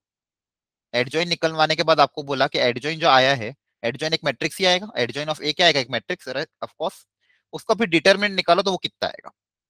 तो अगर आपको इसको शॉर्ट में करना है ना, आपको अगर जल्दी करना है बिना एडजॉइन निकाले, अगर डायरेक्ट इसी ये पता करना है कि इसकी वैल्यू कितनी आएगी, क्योंकि ये तो एक सिंगल वैल्यू आएगा, तो वो वैल्यू आप डायरेक्ट डिटर्मिनेंट ऑफ ए की मदद से भी निकाल सकते हो। तो इसका आंसर आएगा डिटर्मिनेंट ऑफ ए की पावर n-1। क्या आएगा, डिटर्मिनेंट ऑफ ए की पावर n-1, वेयर n क्या है, अच्छा ये सब स्क्वायर मैट्रिक्स के लिए करते हैं अपन, तो where n is the order of that square matrix. ठीक है, 2x2 हुआ तो n की वैल्यू 2 हो जाएगी, 3x3 हुआ तो n की वैल्यू 3 हो जाएगी। क्लियर है। अच्छा यहाँ पे कंडीशन होती है determinant of a non zero होना चाहिए, वो जब इसका प्रूफ करते हैं तब क्लियर होता है, तो ध्यान रखना ये तभी एप्लीकेबल है when determinant of A is what, non zero. ठीक है, ये सेकंड प्रॉपर्टी बच्चों, क्या क्लियर है सबको। थर्ड, जैसा ट्रांसपोज में मैंने बताया था कि अगर दो मैट्रिक्स का, ए बी मैट्रिक्स का एडजॉइन लेना है, दो अलग अलग मैट्रिक्स से ए इंटू बी, ए और बी, तो ए बी का जो प्रोडक्ट आया, तो ए बी मैट्रिक्स से ए इंटू बी करने से एक मैट्रिक्स बना, उसका अगर एडजॉइन लेना है तो उसका उसका फॉर्मूला ए हो जाएगा। जैसे ट्रांसपोज में क्या बताया था, ए इंटू बी का होल ट्रांसपोज क्या होता है, B transpose into A transpose, वैसे यहाँ पे भी ये हो जाएगा adjoint of B into adjoint of ए।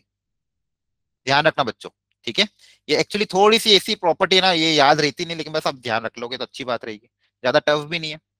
और अगली इंपॉर्टेंट, वेरी इंपॉर्टेंट प्रॉपर्टी, इसको मैं अलग कलर से लिख रहा हूँ क्योंकि काम आएगी, अभी क्वेश्चन सॉल्विंग करूंगा तो यही काम आएगा, सब लोग ध्यान से देख लो। एडजॉइन निकालते हैं, तो एडजॉइन ऑफ ए निकालने के बाद एक मैट्रिक्स मिलेगा मेरे को। कभी कभी क्या बोलते बोले कि इसका वापस एडजॉइन निकालो, मतलब उसका जो आंसर आया उसके वापस कोफैक्टर का ट्रांसपोज लो। क्या ले लो, कोफैक्टर का ट्रांसपोज, तो ये बहुत लेंदी प्रोसेस हो जाएगा, मतलब एक तो एडजॉइन निकालने में काफी मेहनत जाती है, फिर जो आंसर आया उसका वापस अगर बोल दिया भाई एडजॉइन निकालो, तो ऐसे इसको अगर आसानी से करना तो ये फॉर्मूला ध्यान रखना। फॉर्मूला क्या है, अगर मैट्रिक्स ए है, उसी मैट्रिक्स में बस क्या मल्टीप्लाई कर दो, डिटर्मिनेंट ऑफ ए की power n-2, determinant of A की पावर n-2, क्योंकि ए तो देखो ये निकालना तो काफी आसान है, ये तो कांस्टेंट के होगा, कोई ना कोई वैल्यू आएगी डिटर्मिनेंट ऑफ ए की वैल्यू, ठीक है। और ए तो गिवन होगा, ये तो अपन को गिवन होगा, तो ये पूरी मेहनत बचाने के लिए एक छोटा सा फॉर्मूला आपका काम आ जाएगा, क्या, कि एडजॉइन ऑफ एडजॉइन पूछ लिया, अगर एडजॉइन ऑफ एडजॉइन पूछ लिया तो क्या हो जाएगा, डिटर्मिनेंट ऑफ ए की power n-2 into determinant matrix A, into matrix A. Clear है। और एक और फिफ्थ प्रॉपर्टी जो काम आती है, इसी का अगर डिटर्मिनेंट पूछ लिया, जैसे पिछली बार डिटर्मिनेंट किसका पूछा था ये, है ना, अब इसका भी डिटर्मिनेंट पूछ लिया अगर, तो डिटर्मिनेंट की बस ये दो ही है कि एडजॉइन ऑफ एडजॉइन ए का डिटर्मिनेंट अगर निकालना रहा बच्चों, बस ये लास्ट से ध्यान से सुन लो। जैसे यहाँ पे क्या था, डिटर्मिनेंट ऑफ ए की पावर n-1, यहाँ पे भी क्या हो जाएगा, बस दो बार आ गया है, तो क्या हो जाएगा, डिटर्मिनेंट ऑफ ए की पावर n-1 का होल स्क्वायर, तो दो बार आ जाएगा तो क्या कर दोगे, n-1 का होल स्क्वायर, बस इतना ही अंतर है। यहाँ पे एक ही बार था तो n-1, यहाँ पे एडजॉइन ऑफ एडजॉइन उसका डिटर्मिनेंट पूछा तो n-1 का होल स्क्वायर। क्लियर है, याद रख लोगे बस, है तो कुछ और प्रॉपर्टी, लेकिन बस आप ये पांच ध्यान रखो, ये पांच ही जनरली यूज होती है। एडजॉइन ऑफ प्रोडक्ट अगर करा तो B into A, adjoint of adjoint A अगर निकालना रहा तो क्या करोगे, एन डिटर्मिनेंट ऑफ ए की पावर n-2 इंटू ए। क्लियर है, बोलो यहाँ तक। हाँ इसका भी एग्जांपल करूंगा आपको, जेई का भी क्वेश्चन करूंगा 2022, आज जेई का पेपर था पता है आपको, है ना, अभी स्टार्ट हो गया जेई का पेपर, आज फर्स्ट अटेम्प्ट था बच्चों का। ठीक है, तो अभी जो लास्ट अटेम्प्ट था पिछले महीने जून में बच्चों, जून में क्वेश्चन आया था इसी पे, तो मैं आपको वही क्वेश्चन अभी कराने वाला हूँ। देखो बस ये पांच प्रॉपर्टी ध्यान रख लिया आपने। अब देखो इस पे जून में जो क्वेश्चन जेई ने पूछा, अच्छा लेवल ऑफ क्वेश्चन था, लेकिन आप देखो किस तरह के क्वेश्चन वो घुमा के पूछता है। तो ये रहा क्वेश्चन आपके, ये नहीं है, इसके बाद वाला क्वेश्चन है। ये तो सिंपल क्वेश्चन था बोर्ड्स का, बोर्ड्स में इसको पूछा गया था, सॉरी। दिख रहा है सबको, हाँ इस सबके एग्जाम्पल करवा रहा हूँ, डोंट वरी। तो देखो यहाँ पे क्वेश्चन ये रहा आपके सामने, एक मैट्रिक्स ए दिया है, है ना, एक मैट्रिक्स ए दिया है, बोला एडजॉइन ऑफ एडजॉइन ए कितना होगा। ठीक है, तो अगर मान लो जिनको फॉर्मूला नहीं पता हो, अब ये बोर्ड्स में तो क्वेश्चन आ सकता है, ऑब्जेक्टिव में हाँ ऑफकोर्स आ सकता है, तो उसके लिए क्या करना पड़ेगा, उसको पहले एडजॉइन निकालना पड़ेगा, फिर एडजॉइन को जो आंसर आएगा उसको वापस एडजॉइन निकालना पड़ेगा, काफी मेहनत चल जाएगी। और जिसको फॉर्मूला पता होगा डायरेक्ट निकाल लेगा। कैसे निकालेगा, अभी बताया मैंने कि एडजॉइन ऑफ एडजॉइन ए का फॉर्मूला क्या होगा बताओ। मैट्रिक्स ए के साथ आगे क्या बताया था, याद है, अभी बताया था, देखो ये रहा। एडजॉइन ऑफ एडजॉइन ए का क्या होता है, मैट्रिक्स ए के साथ डिटर्मिनेंट ऑफ ए की पावर n-2। ठीक है, तो ध्यान रखना, डिटर्मिनेंट ऑफ ए की पावर n-2। ठीक है, क्लियर है। एडजॉइन ऑफ एडजॉइन ए क्या हो जाएगा, डिटर्मिनेंट ऑफ ए की पावर n-2। एन क्या होता है बच्चों, ऑर्डर, यहाँ पे ऑर्डर कितना है 3 × 3, तो एन कितना है 3। अच्छा बस आप मुझे इतना काम करो, क्या आपको डिटर्मिनेंट निकालना आ जाएगा क्या 3 × 3 का। खैर मैं नेक्स्ट अगला अगर अगले जो आने वाले लेक्चर में सिखा दूंगा कि आपको डिटरमिनेंट निकालना आ जाएगा। हाँ निकाल दीजिए एक बार, किसी भी रो या किसी भी कॉलम के अबाउट निकाल के बता दो मेरे को डिटरमिनेंट ए की वैल्यू कितनी आ रही है। और जिसको अगर नहीं आता बच्चे तो पूछ सकता है, तो मैं बता वापिस सॉल्व करवा दूंगा। ठीक है, डिटरमिनेंट ऑफ ए, जैसे मान लो आप किसी भी रो कॉलम के अबाउट निकाल सकते हैं, मैं मान लो कॉलम 1 के अबाउट निकाल रहा हूँ, आंसर सेम ही आएगा। तो कॉलम 1 के अबाउट क्या हो जाएगा, डिटरमिनेंट ऑफ ए की वैल्यू, कॉलम 1 के एलिमेंट क्या क्या है, A11 इंटू C11, फिर कॉलम 2 में A21 C21 A22 into C22, ये C क्या है, कोफैक्टर है। ठीक है, तो A11 क्या है 3, कोफैक्टर 1 1 है, तो कोफैक्टर और माइनर क्या होंगे, सेम होंगे। तो माइनर क्या हो जाएगा 1 1 का, -3 4 -1 1। बाकी लोग जिनको आता है वो निकालते रहो। A22 क्या है बच्चों, ये 2 है। अब ये क्या हो जाएगा 2 + 1 3, ऑड नंबर है, तो ऑड नंबर मैंने आपको बताया था माइनस टाइम्स ऑफ M21 होगा, माइनस टाइम्स ऑफ M21। ठीक है, तो माइनस टाइम M21, तो सेकेंड रो फर्स्ट कॉलम को छिपा देंगे, M21 तो कितना बन जाएगा, -3 4 -1 और 1, और लास्ट वाला क्या आएगा, 0 आ जाएगा। कितना -11 आ रहा है। ठीक है, चेक कर लेते जल्दी से, मैं भी निकाल लेता हूँ। तो ये जगह 3 इंटू क्रॉस मल्टीप्लाई कर देंगे, -3 माइनस और माइनस +4, प्लस ये मल्टीप्लाई और ये -2 को इसमें डाल देता हूँ मैं, और इसको क्रॉस मल्टीप्लाई करेंगे तो -3 माइनस माइनस +4। एक बार मेरी कैलकुलेशन चेक कर लेना, हो सकता है गलती हो जाए। तो 3 प्लस, मैंने कुछ गलती कर दी क्या बच्चों, कर ही दी शायद। ये हो जाएगा -3, यहाँ पे मैंने सही नहीं लिखा क्या, -3 -1 4 1, तो -3 माइनस और -4 3 के साथ, फिर ये -2 के साथ, -3 4 -1 और 1। ठीक है, तो हो जाएगा -3 +4 और +0। एक बार चेक करो बच्चों, मेरा आंसर कुछ और आ रहा है क्या, आपका कुछ और आ रहा है कि -2 इंटू ये कितना हो जाएगा 1, तो ये हो जाएगा 3 -2 = 1, मेरा 1 आ रहा है। एक बार अपना अपना आंसर चेक करो, कैलकुलेशन चेक करो, आपका -11 कैसे आ रहा है, 1 आ रहा है।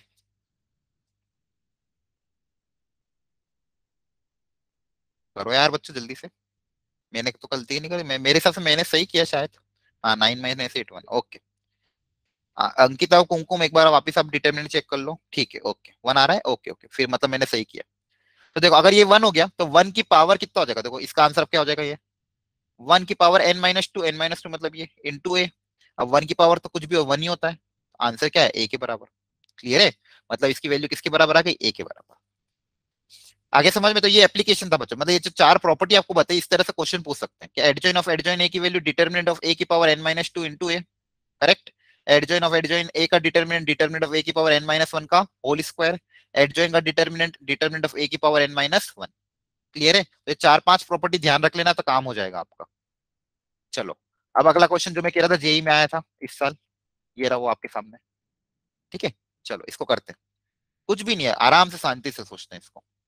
इसमें बस एक्चुअली इन्होंने मिक्स करके 2 3 प्रॉपर्टी अप्लाई करवा दी, डिटरमिनेंट की भी एक छोटी प्रॉपर्टी अप्लाई करवाई।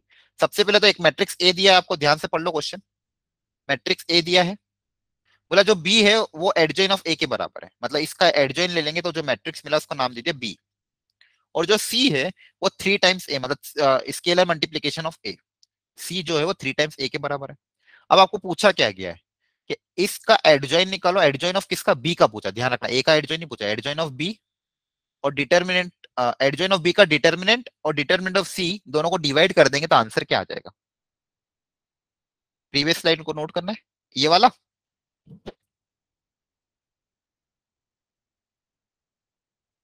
ठीक है, जल्दी नोट कर लो। क्या है, मैं आपको पीडीएफ भी प्रोवाइड करा दूंगा ग्रुप में, है ना शिखर? तो आप अभी जगह भी छोड़ सकते हो, अगर कोई डाउट हो तो पूछ लो भले। तभी पीडीएफ नोट्स के आपके ग्रुप में मैं ये वाली सेंड कर दूंगा, जैसी मैंने बनाई है ना वैसी सेंड कर दूंगा, तो आप तब भी नोट कर लेना। क्लियर है? अगर फिर भी देख लो एक बार जल्दी से। ओके, चलो अपन आगे बढ़ जाते हैं ताकि क्वेश्चन और सॉल्व कर सकें। 10 मिनट ही बाकी है अपने पास, फटाफट देख लेते हैं। चलो बच्चों, तो हाँ मैं क्या कह रहा था, एक मैट्रिक्स ए दिया है और बी किसके बराबर है? एडजॉइन ऑफ ए के बराबर। सब लोग ध्यान से देखना, बहुत बढ़िया क्वेश्चन है, मतलब टफ नहीं है। अब जेई ने पूछा, ऐसा नहीं कि टफ है, पर आसान ही था। देख लेते इसको, इजी है ना? हाँ वेरी गुड। बाकी बच्चे भी खुश हो गए जब ये क्वेश्चन आया था। ठीक है, तो मैट्रिक्स ए दिया है, बी की वैल्यू दी है एडजॉइन ऑफ ए के बराबर, और सी की वैल्यू दी है 3a के बराबर। तो एक एक करके निकालते हैं। तो सबसे पहले एडजॉइन ऑफ बी, अब इसमें किसका डिटरमिनेंट निकालना है? एडजॉइन ऑफ बी का। सबसे पहले एडजॉइन ऑफ बी निकालते हैं। तो एडजॉइन ऑफ बी मतलब क्या? एडजॉइन ऑफ बी, अब बी की जगह क्या आएगा क्वेश्चन के हिसाब से? देखो बी की वैल्यू किसके बराबर है? एडजॉइन ऑफ ए के बराबर, तो यहाँ पे रख देंगे। तो बी की जगह क्या रख देंगे? Adjoin of A. क्लियर है? यहां तक समझ में आ गया? एडजॉइन ऑफ बी निकालना था ना क्वेश्चन में। देखो एडजॉइन ऑफ बी का डिटरमिनेंट निकालना, तो बी की जगह क्या रख दिया? एडजॉइन ऑफ ए। मतलब एडजॉइन ऑफ बी की वैल्यू एडजॉइन ऑफ एडजॉइन ए के क्या है? बराबर है बच्चों। ठीक है, अब इसका हमें क्या निकालना है? डिटरमिनेंट निकालना है। इसका निकालना है डिटरमिनेंट, तो इसका डिटरमिनेंट निकाल देंगे। तो देखो डिटरमिनेंट क्या आ जाएगा, बताओ फॉर्मूला याद है? अभी बताया था, डिटरमिनेंट ऑफ एडजॉइन है। तो एक बार अगर एडजॉइन आता तो पावर क्या आती थी? n-1 आता था। एक बार अगर एडजॉइन ए है तो उसका n-1, दो बार आ जाएगा तो n-1 का होल स्क्वायर। दो बार आ जाएगा तो क्या आ जाएगा? n-1 का होल स्क्वायर। क्लियर है बच्चों? n क्या है यहाँ पे? Order of the matrix 3। तो क्या जाएगा? डिटर्मिनेंट ऑफ a की पावर n-1, तो n की जगह 3 रख दोगे तो आ जाएगा 3-1 का होल स्क्वायर। 3-1 का स्क्वायर कितना हो जाएगा? 4, है ना? 2 का स्क्वायर कितना हो जाएगा? 4। तो वैल्यू कितनी आएगी? डिटर्मिनेंट ऑफ a की पावर 4। डिटर्मिनेंट ऑफ a की पावर बच्चों 4। रिपीट कर दूं? ठीक है, चलो कोई दिक्कत नहीं। कहाँ से रिपीट करूं बच्चों? देखो, चलो इसको वापस कर देता हूँ मैं आपके लिए।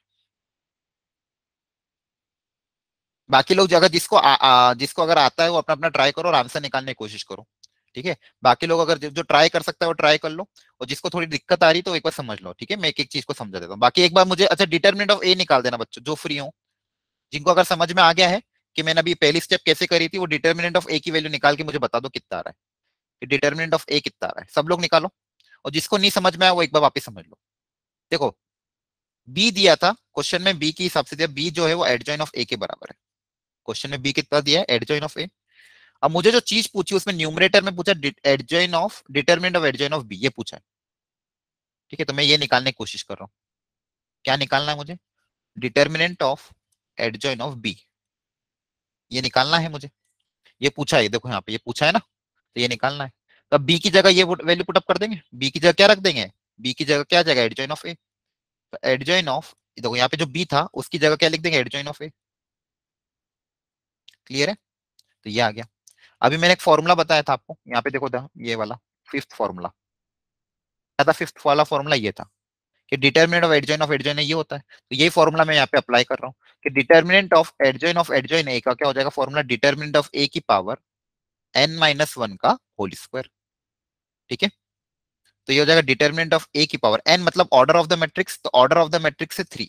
ऑर्डर ऑफ द मैट्रिक्स क्या है? 3, तो n की जगह 3 रख देंगे, तो हो जाएगा 3-1 का होल स्क्वायर। तो हो जाएगा, इसकी वैल्यू कैलकुलेट करोगे तो आ जाएगा पावर 4। क्या आ जाएगा? पावर 4।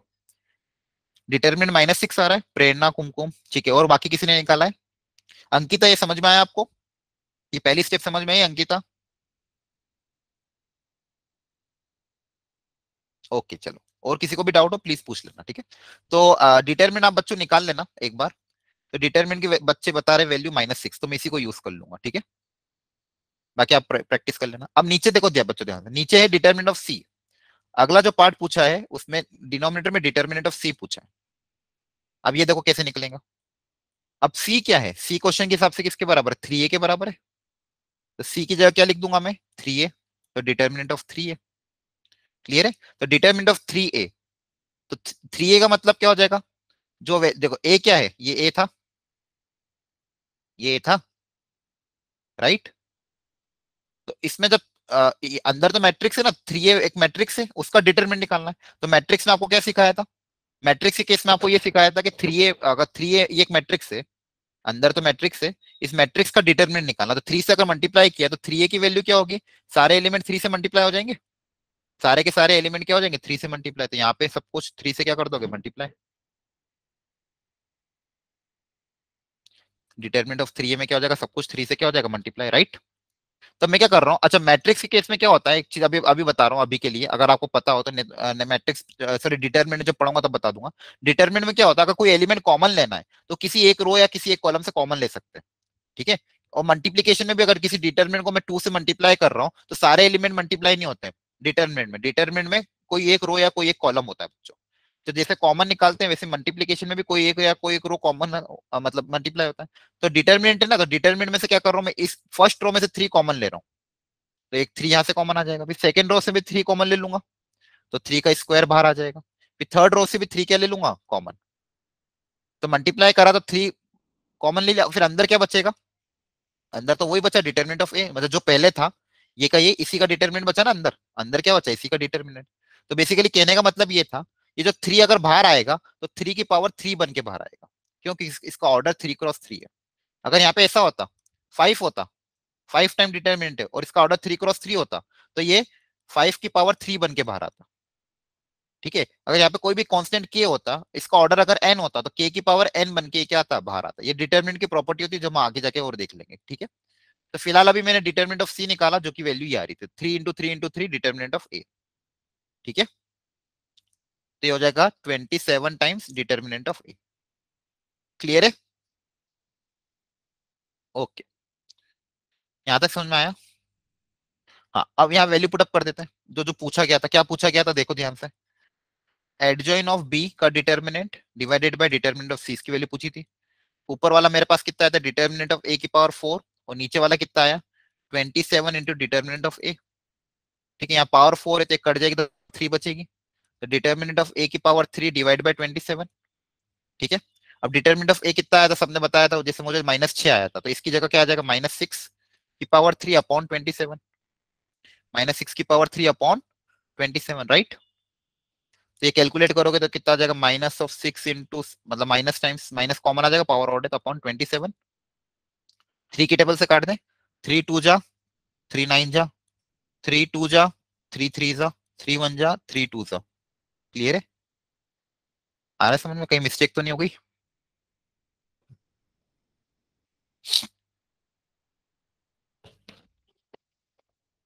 कितना आ रहा है, 8, -8 आना चाहिए, तो यहाँ 8 कैसे आ रहा है, या तो ऑप्शन में मैंने शायद टाइपिंग में मिस्टेक कर दी हो, पता नहीं, खैर छोड़ो। तुम्हें समझ में आ गया क्वेश्चन का मतलब, एक्चुअली टाइप किया था मैंने क्वेश्चन नेट से देख के, मतलब प्रीवियस ईयर से देख के। बाकी मेन कॉन्सेप्ट या तो +8 -8 कुछ भी होगा, ठीक है, -8 ही होगा, ओके, -8 आंसर है, ठीक है। चलो यहाँ माइनस कर देते हैं। मेन कॉन्सेप्ट समझ में आया आपको बच्चों, कैसे मैंने उन प्रॉपर्टी को यूज किया। बस ये फॉर्मूला अगर आपको ध्यान होगा ना तो कोई दिक्कत नहीं, एक एक जगह तो एडजॉइन की प्रॉपर्टी वाला फॉर्मूला अप्लाई किया, दूसरी जगह डिटर्मिनेंट ऑफ सी की प्रॉपर्टी, मतलब डिटर्मिनेंट की प्रॉपर्टी वाला फॉर्मूला अप्लाई किया, ठीक है।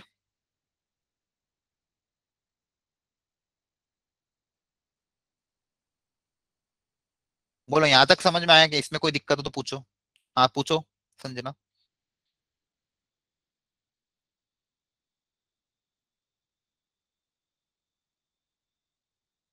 अच्छा, फॉर्मूला से लेंदी लग रहा है, बिना फॉर्मूले के निकालोगे तो होगा ही नहीं, 1 घंटा लग जाएगा, क्योंकि एडजॉइन निकालना पड़ेगा, एडजॉइन ऑफ एडजॉइन ये निकालोगे, फिर उसका डिटरमिनेंट निकालोगे, ये तो समझाने में मेरे को टाइम लग रहा है, ठीक है, क्योंकि आप सबको एक्सप्लेन करना था ना, फर्स्ट टाइम था आपके लिए। अब समझाने में टाइम लगा, बाकी सॉल्व करने में टाइम नहीं लगेगा, एक बार प्रॉपर्टी याद हो जाएगी, प्रैक्टिस करोगे तो स्लो होगा। पहले कोई भी चीज जब पहली बार देखते हो तो लेंदी लगती है, ठीक है। यहाँ पे दो चीजें थी, एडजॉइन ऑफ एडजॉइन ए का फॉर्मूला, और दूसरा के टाइम्स डिटरमिनेंट ए का फॉर्मूला, वो दोनों को डिवाइड करना था। Difference between inverse and adjoin of a matrix, inverse और एडजॉइन में बहुत डिफरेंस है। एडजॉइन तो सिंपल है, एक्चुअली एडजॉइन जो था वो इनवर्स निकालने के लिए एक चीज थी, इसलिए पहले इनवर्स निकाला गया था, बाद में उसका एडजॉइन सोचा गया, ठीक है। एक एक सेकंड बच्चों में आया, मैं लैपटॉप का चार्जर कनेक्ट करना है, तब तक आप अपने डाउट्स वगैरह निकाल लेना, एक सेकंड आया मैं। आपको होगा तो एक क्वेश्चन दे देता हूँ तब तक।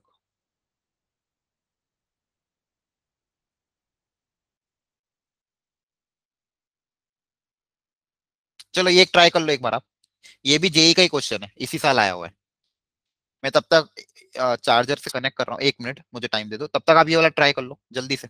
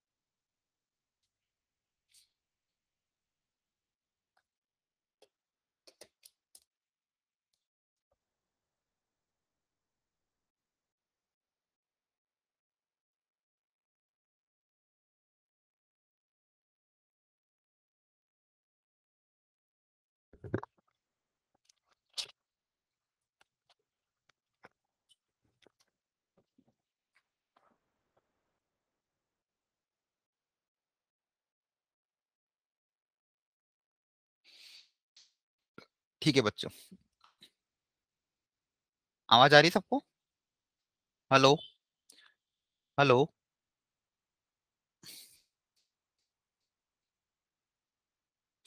आवाज आ रही है? ओके, चलिए ठीक है। तो ये क्वेश्चन था आपका, क्लियर है? ओके ओके, ठीक है। चलिए बढ़ जाते हैं इसमें हम।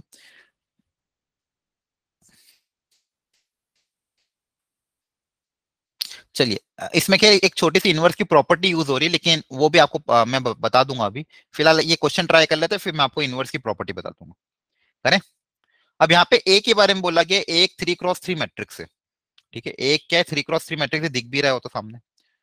और एडजॉइन ऑफ ए दे दिया है। ये भी जेई का क्वेश्चन है बच्चों, बहुत थोड़ा सा ट्रिकी था, लेकिन हम फिर भी कोशिश करते समझने की।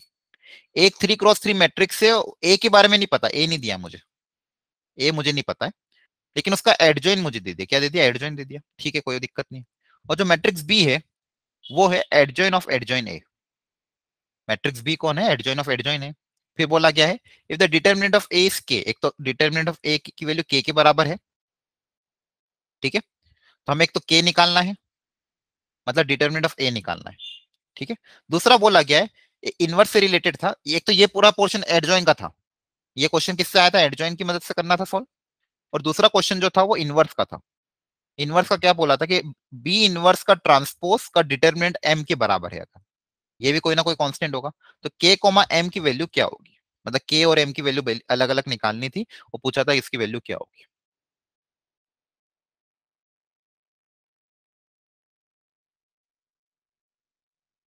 हाँ, ऑर्डर अगर 2 होगा तो 2 - 2 रख देना। 2 - 2 क्या हो जाएगा, डिटर्मिनेंट ऑफ ए की पावर 0। किसी भी नंबर की पावर 0 क्या होती है, 1। तो एडजॉइन ऑफ एडजॉइन ए के बराबर आ जाएगा अंकिता, है ना। डिटर्मिनेंट ऑफ ए की पावर क्या हो जाएगा, 2 - 2 दैट इज 1।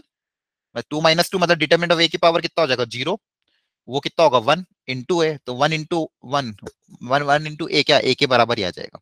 ठीक है। चलिए, चलो क्वेश्चन पे आ जाते हैं फटाफट। तो सबसे पहले तो क्या बोला कि डिटर्मिनेंट ऑफ ए कितना होगा। ठीक है बच्चों, यहाँ तक समझ में आया आपको? अब एडजॉइन ऑफ ए मुझे दिया हुआ है, तो मैं डिटर्मिनेंट ऑफ ए कैसे निकाला, सबसे पहले तो ये बताओ। अब दिमाग इसी में लगाना है कि एडजॉइन ऑफ ए की वैल्यू मुझे पता है, ए नहीं पता है, एडजॉइन ऑफ ए पता है। पूछा क्या क्या, डिटर्मिनेंट ऑफ ए कैसे निकाला है। क्या कोई बता सकता है?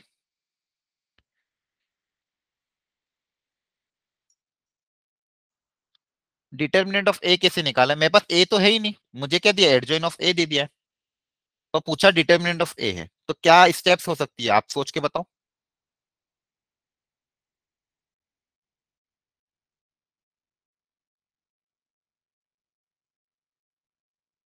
कोई बताएगा? फॉर्मूला वही है, ए इनवर्स। नहीं नहीं, ए इनवर्स की जरूरत नहीं है। देखो अभी आपके सामने फॉर्मूला मैंने 4 ही 5 ही लिखवाए थे, वापिस बता रहा हूँ। देखो ये रहे, अब सोचो। इसमें से कौन सा फॉर्मूला लगाऊं 1 2 3 4 5 में से? मुझे एडजॉइन ऑफ ए दिया हुआ है, एडजॉइन ऑफ ए मैट्रिक्स दिया हुआ है, वो पूछा है डिटर्मिनेंट ऑफ ए पूछा है, तो कौन सा फॉर्मूला अप्लाई करूं बच्चों? सेकंड वाला, हाँ बहुत बढ़िया, सही है। अब दिमाग चमक गया, अगर फॉर्मूला याद होंगे तो हो जाएगा काम। हाँ सेकंड फॉर्मूला क्या है कि अपन को देखो ये तो पता ही है, ये तो पता ही है ना, तो इसका क्या निकाल लो, डिटरमिनेंट निकाल लो। इसका क्या निकाल लो, डिटरमिनेंट, क्योंकि इसका फॉर्मूला क्या था, डिटरमिनेंट ऑफ ए की पावर n-1, ये होता है फॉर्मूला। अब इसका डिटरमिनेंट तो हम निकाल सकते हैं, यहाँ पे वैल्यू पुटअप कर देंगे। अच्छा इसका कोई बता सकता है आंसर कितना आ रहा है, किसी ने निकाला है क्या इसका डिटरमिनेंट? n, अच्छा n क्या है, n ऑर्डर है, n की जगह क्या आ जाएगा 3, n की जगह क्या आ जाएगा 3, तो ये हो जाएगा 3 - 1। ठीक है, तो इसका डिटरमिनेंट कितना आ रहा है, एक बार मैं यहाँ पे निकाल देता हूँ साइड में, प्लस माइनस प्लस माइनस, तो मैं कॉलम 2 के अबाउट निकाल रहा हूँ, तो 1 इंटू उसका माइनर, तो वो हो जाएगा -1 2 -1 - 1। ठीक है, फिर जीरो वाला तो जीरो चला जाएगा, फिर माइनस माइनस प्लस 2 हो जाएगा, 2 इंटू उसका माइनर, तो हो जाएगा 2 1 - 1 2। इसका डिटरमिनेंट निकाल रहा हूँ, तो ये हो जाएगा 1 तो चला गया, तो हो जाएगा 1 + 2, 1 माइनस माइनस +2 +2 इंटू ये कितना हो जाएगा 4 + 1, 2 × 2 4 माइनस माइनस +1, तो हो जाएगा 3 + 2 × 5, तो हो जाएगा 3 + 10, 13 आ रहा है क्या? एक बार चेक कर लो बच्चों, मैंने कॉलम 2 के अबाउट निकाला है, तो कॉलम 2 में क्या हो जाएगा, ये माइनस का साइन, ये प्लस का साइन, ये माइनस का साइन, तो माइनस माइनस 1, फिर उसका माइनर, -1 2 1 - 1। सॉरी ये 1 था, ये तो गलती कर दी, जल्दबाजी में तो कोई ऐसी गलती हो जाती प्लस माइनस की, ये 1 था यहाँ पे क्या था 1। ठीक है, हाँ ये गलती हो गई एक दूसरी, ये जीरो चला जाएगा, ये माइनस माइनस +2 हो जाएगा, फिर इसका माइनर, 2 1 -1 2, ये सही है। तो ये जब 1 हो जाएगा तो क्या हो जाएगा यहाँ पे, ये क्रॉस मल्टीप्लाई करेंगे तो ये तो 1 ही रहेगा, ये क्या हो जाएगा 1 - 2, यहाँ पे क्या आ जाएगा माइनस, हाँ ये हो जाएगा -2, तो ये हो जाएगा कितना -1, -1 + 10, तो ये हो जाएगा 9। हाँ अब सही है, कितना आ जाएगा बच्चों 9, तो इसके डिटरमिनेंट की वैल्यू 9 आ रही है, 9 equal to determinant of A की पावर होल स्क्वायर, तो स्क्वायर उधर जाके क्या हो जाएगा रूट, है ना। तो डिटरमिनेंट ऑफ ए की वैल्यू कितनी ले लेते हैं फिलहाल, अभी 3 ले लेते हैं। क्लियर है, यहां तक समझ में आ गया? चलो ठीक है, तो डिटरमिनेंट आप निकाल लेना, ये तो आपको आता ही है। तो पहला पार्ट तो आगे के निकाल लिया अपन ने, एडजॉइन की प्रॉपर्टी से क्या निकाल लिया बच्चों के, है ना। अब इनवर्स की प्रॉपर्टी से ये निकालना, तो इनवर्स की फिलहाल अभी मैं आपको डायरेक्ट क्वेश्चन करा रहा हूँ, फिर प्रॉपर्टी बता दूंगा। तो इनवर्स की प्रॉपर्टी अप्लाई करनी है, क्या है पहला पहला तो देखो ट्रांसपोज लिया गया है, क्या लिया गया है ट्रांसपोज, तो ट्रांसपोज में ये होता है, ट्रांसपोज और इनवर्स में ये होता है कि इन दोनों को इंटरचेंज भी अपन कर सकते हैं, मतलब बी ट्रांसपोज का होल इनवर्स। ठीक है, समझ में आ रहा है? हाँ, तो यहाँ पे देखो अगली जो प्रॉपर्टी वो इनवर्स और ट्रांसपोज की मिक्स होके और फिर डिटरमिनेंट भी उसमें आ रहा है, तो इसको समझो पहले। इसको मैं अलग कलर से कर देता हूँ, रेड से कर देता हूँ। जो सेकंड पार्ट, ये क्या आ गया मेरा, के आ गया, ये क्या आ गया के की वैल्यू 3 आ रही है। अब एम की वैल्यू निकालते हैं। ठीक है, तो एम की वैल्यू में क्या बोला है, डिटरमिनेंट ऑफ बी इनवर्स का होल ट्रांसपोज। ठीक है, तो हो जाएगा बी ट्रांसपोज का होल इनवर्स। ठीक है, तो डिटर्मिनेंट ऑफ बी, अच्छा डिटर्मिनेंट किसी भी मैट्रिक्स का डिटर्मिनेंट और उसके ट्रांसपोज का डिटर्मिनेंट सेम आता है।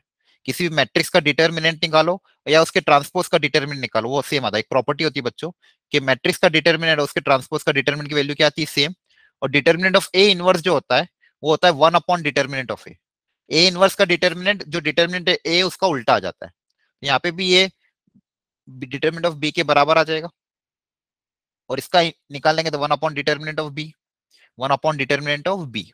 ठीक है, मतलब ये जो वैल्यू दी है आपको, ये किसके बराबर है 1/डिटर्मिनेंट ऑफ बी के बराबर है। ठीक है, अब डिटर्मिनेंट ऑफ बी मतलब डिटर्मिनेंट ऑफ एडजॉइन है, डिटर्मिनेंट ऑफ बी मतलब डिटर्मिनेंट ऑफ एडजॉइन। अब इसका फॉर्मूला अभी आपको बताया था मैंने, क्या बताया था, डिटर्मिनेंट ऑफ ए की पावर n - 1 का होल स्क्वायर, राइट। एन की जगह क्या रख देंगे 3, तो ये कितना हो जाएगा 1 अपॉन डिटर्मिनेंट ऑफ ए की पावर 3 - 1 का होल स्क्वायर 2 का स्क्वायर, दैट इज कितना आ जाएगा 4। कितना हो जाएगा 4। मतलब बेसिकली क्या आ जाएगा, डिटर्मिनेंट ऑफ ए कितना आया था 3 आया था, तो हो जाएगा 1/3 का पावर 4, 1/3 की पावर 4, तो 1/3 की पावर 4 कितना हो जाएगा 81। तो ये आ जाएगा आपका m।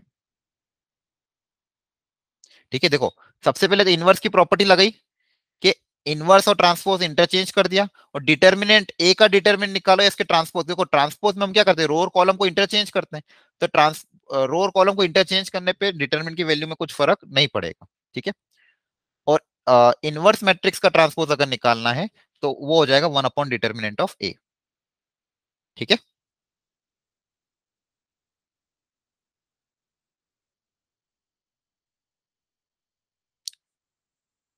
ठीक है, अगर नी भी आया तो कोई घबराना मत, नेक्स्ट क्लास में और अपन डिटेल में समझा देंगे। बस भाई एक्चुअली बस 2 क्वेश्चन लेने थे आपके सामने, क्या आपको समझ में आया थोड़ा बहुत। अच्छा, इस वीक आपकी बच्चों डाउट डिस्कशन क्लास भी हम रखेंगे। ठीक है, जिसमें डीपीपी और टेस्ट, अभी एक डीपीपी और करनी है आपको, अभी इस लेक्चर के बाद एक डीपीपी और मिल जाएगी। हो सकता है आपसे सारे क्वेश्चन ना हो पाए, ठीक है, लिटिल बिट आया कोई दिक्कत नहीं, बस प्रॉपर्टी वाली है बच्चों, बस ये प्रॉपर्टी अगर ध्यान रहेगी ना तो हो जाएगा। घर पे जाके वापस मैं इसकी पीडीएफ भेजूंगा, तब एक बार और ट्राई करोगे तो आपको समझ में आ जाएगा। आज मैं इसकी पीडीएफ शेयर कर दूंगा तो आपको और क्लियरिटी आ जाएगी। ठीक है, आप घर पे जाके इस पीडीएफ से नोट से एक बार और पढ़ना प्रॉपरली, जो जो क्वेश्चन अपने क्लास में लिए उनको रीअटेम्प्ट करना, और उसके बाद जो डीपीपी है उसको अटेम्प्ट करना। ठीक है, तो आपकी पुरानी डीपीपी इस डीपीपी में जो भी डाउट्स हैं वो सारे क्लियर हो जाएंगे। हाँ, 8 बजे लगा लेंगे, कोई दिक्कत नहीं है। सैटरडे या संडे को अ, रात वाले स्लॉट में ही लगेगी, जैसे पिछली बार लगी थी आपकी डाउट डिस्कशन क्लास, है ना। तो हम क्या करेंगे उसमें पूरा 1 घंटा पूरा डाउट डिस्कशन करेंगे, 1 घंटा या 1.5 घंटा जितना भी लगेगा, क्योंकि आज तो क्लास के ऑलरेडी 15 मिनट एक्सटेंड हो गई है। हमें सबके डाउट्स लूंगा तो चीजें अच्छे से क्लियर नहीं हो पाएगी, है ना। तो अपन सैटरडे संडे को डाउट डिस्कशन क्लास रखेंगे, उसमें ये वाली डीपीपी भी कवर कर लेंगे, आपके टेस्ट पेपर भी कवर कर लेंगे, पुराने वाले जो जो भी हैं। तो आप एक बार और पुरानी जो डाउट्स थे उनको रीअटेम्प्ट करना, हो सकता है कि आज के लेक्चर के बाद जो पुराने डाउट हो वो वापस समझ में आ जाए। ठीक है बच्चों, ठीक है, ओके। ठीक है, तो आप घर जाके प्रॉपरली रिवाइज करना, और जिसके पास भी वो ईमेल नहीं आया है, एक बार वापस से वो जो अवंती का हेल्प आपका ईमेल आईडी है उनको वापस मेल कर देना, अगर आपके पास वो बैच सिलेक्शन का मेल ना आया हो तो। ठीक है, बैच सिलेक्शन वाला मेल जिसके पास भी नहीं आया वो वापस से मेल कर देना। ठीक है,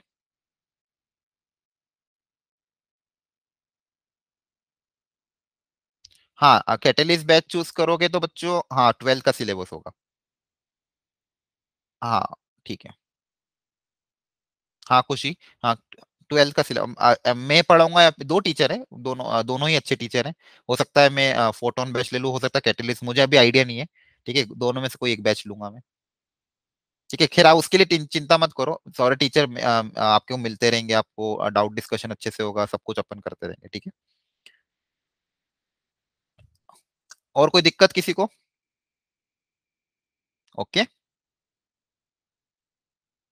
ठीक है, ठीक है। देखते हैं बच्चों, ओके, चलिए, थैंक यू। बहुत अच्छा लगा आप सबको पढ़ा के, एंड सारे बच्चों ने बहुत अच्छे से सुना, रिस्पॉन्स भी किया, वेरी नाइस। ओके, हाँ दोनों ही बहुत अच्छे टीचर, ऑफ कोर्स दोनों ही टीचर। ठीक है बच्चों, तो आप डीपीपी प्लीज अटेम्प्ट कर लेना, अच्छे से अटेम्प्ट करना, फिर अपन नेक्स्ट डाउट डिस्कशन क्लास में उसको डिटेल में लेंगे। ठीक है, और आज आज की डीपीपी और पुरानी डीपीपी सब अटेम्प्ट कर लेना। Okay, thank you everyone, bye bye, good night, take care.